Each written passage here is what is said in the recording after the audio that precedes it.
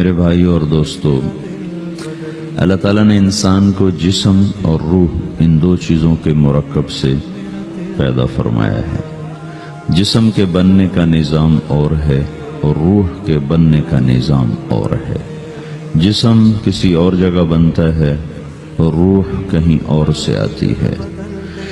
جسم زمین اور زمین کی غذاؤں کے مختلف مراحل پیش در پیش سے وقد خلقکم اطوارا، وہ مختلف شکلیں بدلتا بدلتا بدلتا ایک روپ میں ڈھلتا ہے، اور روح ایک لطیف اللہ کا امر ہے جس کا علم انسان کو نہیں دیا گیا۔ یسألونک عن الروح قل الروح من امر ربی وما اوتیتم من العلم الا قلیلا، کہ روح ایک اللہ کا امر ہے جس کے بارے میں تمہارے پاس کوئی علم نہیں ہے، لہذا اس کی تفصیل تم سمجھ نہیں سکتے ہو۔ روح آسمان سے آتی ہے، جسم زمین میں بنتا ہے، پھر 4 مہینے بعد اللہ اس کو آپس میں جوڑ دیتا ہے، زندگی متحرک ہو جاتی ہے۔ روح ہی کے ساتھ زندگی کی بقا رہتی ہے۔ جب اللہ اس سے واپس نکال لیتا ہے تو سارے ٹائٹل ہٹ کر صرف ایک نام سب کو مل جاتا ہے، اور وہ میت کا ہوتا ہے۔ وہ حضرت مولانا ہو، وہ کوئی ڈاکٹر ہو، بادشاہ ہو، صدر وزیر ہو، سارے اعزاز ٹائٹل ہٹا کر اس پر میت کا لفظ مہر لگ جاتی ہے۔ اس میں سے کیا نکلا ہے؟ ہر چیز تو موجود ہے، اب یہ بولتا کیوں نہیں، اٹھتا کیوں نہیں، چلتا کیوں نہیں؟ اس میں سے روح نکل گئی ہے۔ روح ہمارے جسم کی اصل ہے، اسے نکال دو تو جانوروں کو بھی پتا ہے کہ اب یہ بے جان چیز ہے، چیونٹیاں کیڑے مکوڑے بھی اس کو کھانے لگ جائیں گے، جانور بھی کھانے لگ جائیں گے، زمین بھی اس کو گلانے لگ جائے گی، ہوائیں اس کو متغیر کرنے لگیں گی۔ روح انسان کے اندر ایک چلتا ہوا زندگی کا کارواں ہے۔ اسے جب اللہ واپس بلاتا ہے تو اللہ یتوفی الانفس حین موتها والتی لم تمت فی منامها۔ موت کیا چیز ہے؟ اس کے 200 جواب ہیں سائنس کی کتابوں میں، اور 200 جواب بذات خود بتا رہے ہیں کہ یہ ایک جواب بھی ٹھیک نہیں ہے، اور قرآن ایک جواب دیتا ہے اور وہی حرف آخر ہے، قل یتوفاکم ملک الموت اللہ یتوفی الانفس حین موتها۔ اللہ ہے جو تمہاری روحوں کو موت کے وقت کھینچ لیتا ہے، تمہارے جسم سے نکال لیتا ہے۔ تو میرے بھائیوں، موت کے وقت انسان 2 کیفیت میں ہوتا ہے۔ کچھ لوگوں کی روح ایسی نکل رہی ہوتی ہے کہ ان کے رگ رگ میں وہ پھنس رہی ہوتی ہے۔ وَلَوْ تَرَى اِذْ يَتَوَفَّى الَّذِينَ كَفَرُوا الْمَلَائِكَةُ يَضْرِبُونَ وُجُوهَهُمْ وَأَدْبَارَهُمْ، کاش تم دیکھ سکتے وہ منظر جب اللہ کے فرشتے نافرمانوں کی روح کو نکال رہے ہوتے ہیں تو ان کے منہ پہ بھی مارتے ہیں، ان کی کمر پر بھی مارتے ہیں۔ اور اخرجوا انفسکم اليوم، نکالو آج اپنے روحوں اور جانوں، اب تم بچ نہیں سکتے ہو۔ وہ پیچھے ہٹنا چاہتے ہیں، رب ارجعون، مجھے واپس کر دے تھوڑی دیر کے لیے، لعلی اعمل صالحا، اب میں پورا ٹھیک مسلمان بن کے چلوں گا۔ تو اس کے جواب میں ہوتا ہے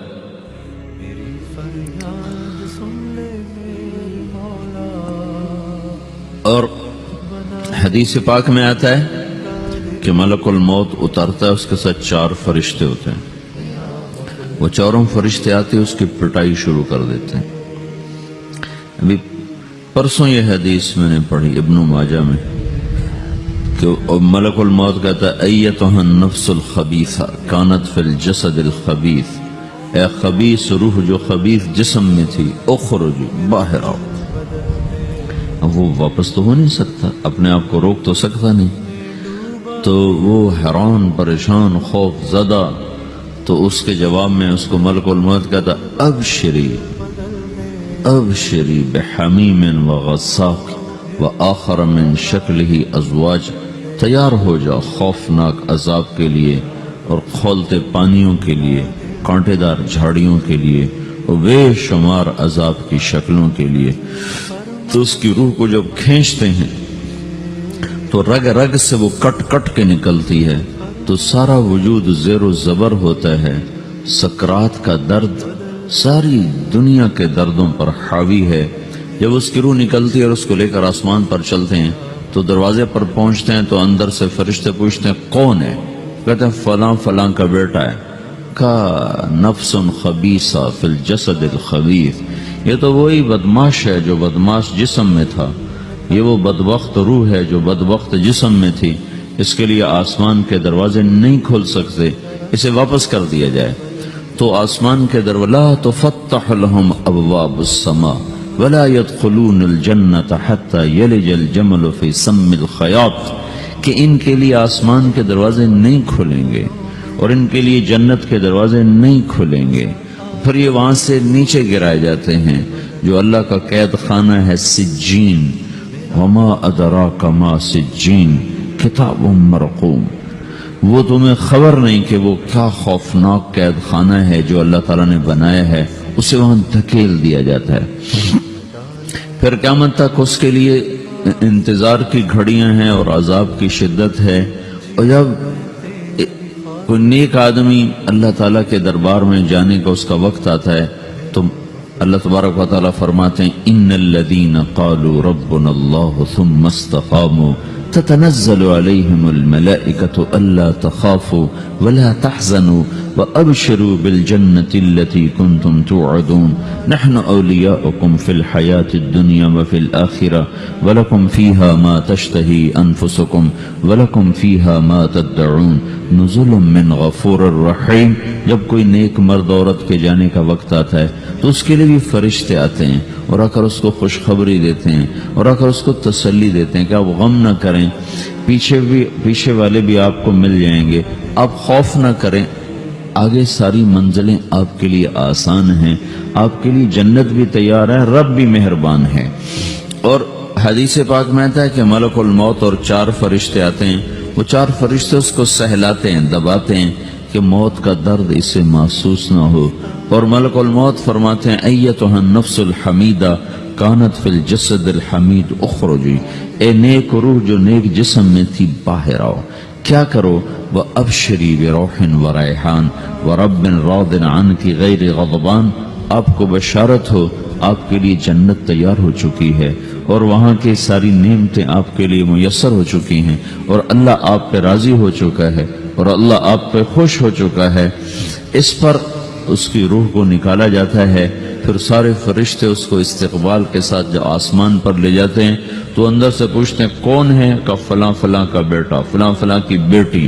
کہتے ہیں نفس حمیدہ فی جسد حمید، یہ تو نیک روح تھی جو نیک جسم میں تھی، مرحبا بہ، اس کو ہم سب استقبال کس کا کرتے ہیں، اور ایک دم آسمان کے دروازے کھلتے ہیں، پھر وہ پہلا، دوسرا، تیسرا، چوتھا سارے آسمان پار کرتا ہوا اللہ پاک کے عرش کے نیچے کے جا کر، مرد ہے یا عورت، وہاں جا کر سجدے میں سر رکھتا ہے اور اللہ تعالیٰ فرماتے ہیں ہاں اس نے ہمیں خوش کیا، ہم اسے خوش کریں گے، اور اس کو عافیت کے ساتھ وہاں آسمان میں، پہلے آسمان سے لے کر اللہ کے عرش تک یہ سب ویٹنگ روم بنے ہوئے جہاں اللہ اپنے اپنے درجات کے مطابق جنت والوں کو ٹھہراتا ہے، اور وہ انتظار گاہ ہے اور وقت ختم ہو جاتا ہے، لہذا انتظار کی جو تکلیف ہے وہ بھی ختم ہو جاتی ہے۔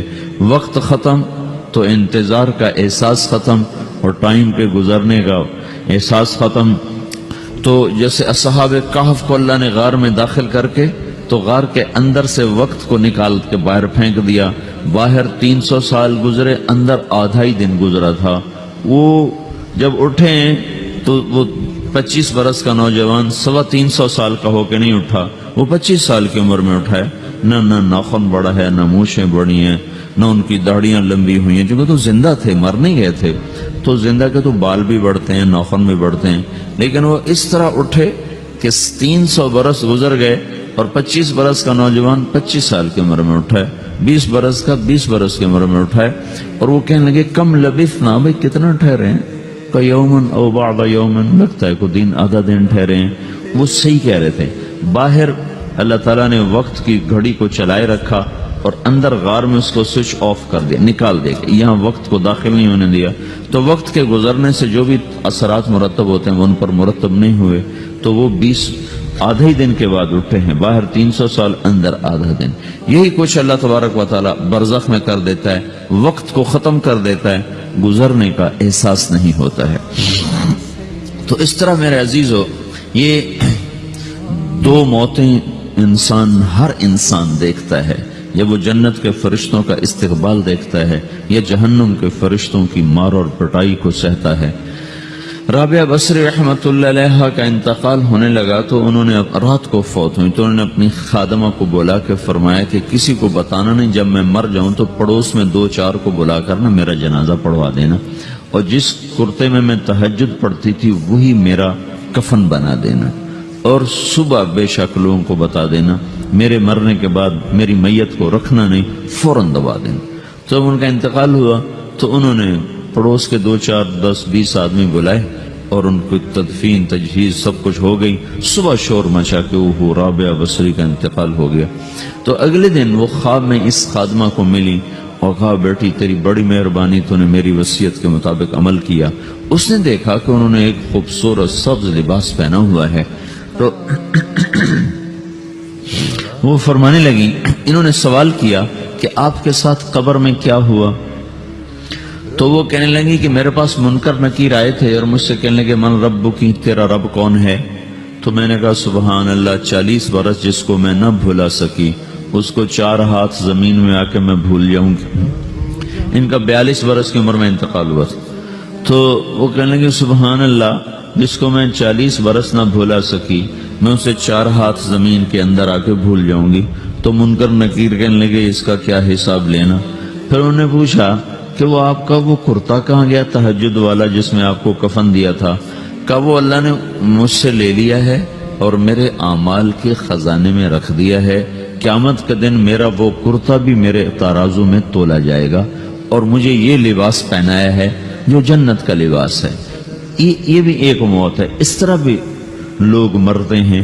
اور دوسری بھی ایک موت ہے، ہمارے علاقے کی بتا رہا ہوں، اپنے علاقے کی. ایک زمیندار مر گیا، اس کی قبر کھودی، ساری بچھوؤں سے بھری ہو، ایسے جیسے چیونٹیاں پھر رہی ہوتی. تو انہیں وہ بند کر کے دوسری کھودی، ساری بچھوؤں سے بھری ہوئی.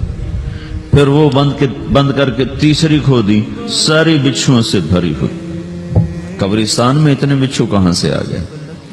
یہ زمین کے بچھو نہیں ہے، یہ آخرت کی بلائیں ہیں جس کے ساتھ اب اس سے قیامت تک رہنا ہے اور گزارا کرنا ہے. تو یہ 2 طرح کی موتیں روزانہ لوگ مرتے ہیں، روزانہ لوگ مرتے ہیں. جب نماز کا وقت ہوتا ہے ملک الموت ساری دنیا کا چکر لگاتا ہے اور دیکھتا ہے کون پڑھ رہا ہے کون نہیں پڑھ رہا، کون پڑھ رہا ہے کون نہیں پڑھ رہا. جو نماز کی پابندی کرتا ہے اس کی موت آسانی سے ہوتی، جو نماز میں غفلت کرتا ہے اس کے ساتھ موت کے وقت شدت اور سختی اختیار کی جاتی. تو بھائیو، یہ ایک جسم ہے، ایک روح ہے. روح باقی رہنے والی چیز ہے، جسم مٹ جاتا ہے، پھر اللہ سے قیامت کے دن نیا جسم عطا فرمائے گا، ایک نیا جسم دیا جائے گا. روح وہی ہے جو اللہ کے خزانوں میں جمع ہو جاتی ہے. نافرمان کی سیاہ کالی روح ہوتی ہے، فرما بردار کی روشن چمکدار روح ہوتی ہے. تو اللہ نے کچھ تقاضے جسم کے رکھے ہیں اور کچھ روح کے رکھے ہیں. جسم کے تقاضے پورے نہ کرو تو یہ پریشان ہو جاتا ہے، روح کے تقاضے پورے نہ کرو تو یہ پریشان ہو جاتی. روح کی پریشانی جسم سے زیادہ ہے، چونکہ روح کی طاقت جسم سے زیادہ ہے. جسم مٹی سے بنا ہے، اس کی غذا بھی مٹی سے نکلتی ہے.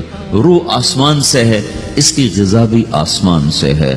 روح کا تعلق جب تک اللہ سے نہیں جڑتا اس سے بھوک اور پیاس لگتی رہتی ہے. جسم کو جب تک روٹی اور پانی نہ ملے یہ تڑپتا اور پریشان رہتا ہے. جیسے اللہ تعالیٰ نے ہمارے جسم میں روٹی اور پانی کی طلب کو بے ساختہ رکھ دیا ہے. میں بیان کے دوران بھی پانی پی رہا ہوں، آپ دیکھ رہے ہیں کہ میرا حلق سوکھ جاتا ہے، مجھے طلب محسوس ہوتی ہے پانی. حلق سوکھتا ہے پانی کی طرف بھاگتے ہیں، بھوک لگتی ہم روٹی کی طرف بھاگتے ہیں. یہ ایک ایسا اندر میں آٹومیٹک سسٹم ہے کہ ہم اس کو آف نہیں کر سکتے. یہ سوتے سوتے بھی بھوک کی وجہ سے آنکھ کھل جاتی، سوتے سوتے پیاس کی وجہ سے آنکھ کھل جاتی ہے. یہ ایسا خود اللہ تعالیٰ نے ساختہ نظام بنایا ہے کہ آپ اپنے جسم میں روٹی اور پانی کی طلب کو نہیں نکال سکتے. میرے عزیزو، ٹھیک اسی طرح اللہ نے انسانی روح میں اپنی طلب رکھ دی ہے. اور اپنے رسول کی طلب رکھ دی ہے۔ یہ دو طلب ایسی ہیں کہ یہ آپ کے جسم روح سے نکل نہیں سکتی۔ جیسے بھوکا روٹی نہ کھا لے، پیاسا پانی نہ پی لے، اسے چین نہیں آ سکتا، وہ روح جو اللہ اور اس کے رسول سے نا آشنا ہے، جب تک وہ وہاں تک پہنچ نہیں جاتی اسے چین نہیں آ سکتا، اس کا اندر پریشان رہے گا۔ 1997 میں جب جنید جمشید سے میری پہلی ملاقات ہوئی تو اس نے مجھ سے یہ سوال کیا کہ مولوی صاحب، ایک پاکستانی نوجوان جس گلیمر کو خوابوں میں دیکھتا ہے، وہ گلیمر تو مجھے زندگی میں ویسے ہی حاصل ہے، میرے چاروں طرف زندگی کا رقص ہے، اور میری زندگی کی ہر خواہش، ہر تمنا پوری ہے، اس کے باوجود میرے اندر اندھیرا ہے، میرے اندر خلا ہے، مجھے لگتا ہے میں وہ کشتی ہوں جس کا کوئی ساحل نہیں، جس کی کوئی سمت نہیں، www.dasquran.com۔ ایسا نہیں ہونا چاہیے۔ ایک عام لڑکا تو کہتا ہے ہائے کاش یہ ہوتا، اس کو وہ نہیں ہو رہا تو پھر وہ پریشان ہے، ہائے یہ ہوتا، ہائے وہ ہوتا۔ تو میں تو ہائے نہیں کرتا ہوں، میری تو ہر لذت اور خواہش میرے سامنے تشتری میں سجا کے پیش کی جا رہی، میں کیوں ایسا کر رہا ہوں، میں ہائے ہائے کیوں کر رہا ہوں، میرا اندر ویران کیوں ہے، میرے اندر میں خلا کیوں ہے؟ یہ وہی خلا ہے کہ وہ روح کی پیاس کو شراب میں بجھانا چاہتا ہے، وہ روح کی پیاس کو لڑکی میں بجھانا چاہتا ہے، وہ روح کی پیاس کو موسیقی سے بجھانا چاہتا ہے، وہ روح کی پیاس کو دنیا کی رعنائیوں میں 5 سٹار ہوٹلوں سے بجھانا چاہتا ہے۔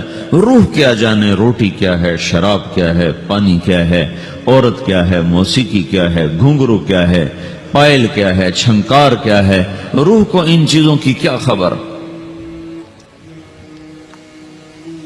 امریکہ میں ہماری ایک جماعت تھی تو 4 لڑکے 2 لڑکیاں، 4 لڑکیاں 2 لڑکے مسلمان ہیں۔ تو ایک لڑکے کا نام رکھا تھا ابراہیم، اور اس کو جب پڑھایا نا کلمہ، انہوں نے کہا ہائے، انہوں نے کہا ہائے، وہ دونوں ہاتھ یہاں رکھے سینے پر، دل پر، کہا ہائے۔ تو ہمارے ساتھی ہیں ڈاکٹر اختر، وہ کہنے لگے کیا ہوا کیا ہوا؟ کہنے لگا جب سے ہوش سنبھالا یہ جگہ خالی تھی، یہ تیرے کلمہ پڑھانے پر بھر گئی ہے کہ میری خوشی سے ہائے نکل گئی۔ یہ جگہ خالی رہے گی، یہاں شراب نہیں پہنچ سکتی، یہاں نغمہ اور موسیقی نہیں پہنچ سکتی، یہاں تالے لگے ہوئے ہیں، یہاں تک کوئی آواز نہیں جا سکتی۔ دل کے تاروں پر ایک ہی نغمہ چڑھ سکتا ہے، اور وہ اللہ کی یاد کا ہے، اور اللہ کی محبت کا ہے، اور اللہ کے رسول کی محبت کا ہے۔ باقی کوئی مضراب ایسا نہیں جو ان تاروں کو چھیڑ سکے، باقی کوئی چیز، آواز ایسی نہیں جو دل کی دنیا پر جا کر دستک دے سکے۔ یہاں بند دروازے ہیں، یہاں صرف اللہ پہنچے گا، اللہ کے رسول کا تعلق پہنچے گا، باقی کوئی چیز یہاں نہیں جا سکتی۔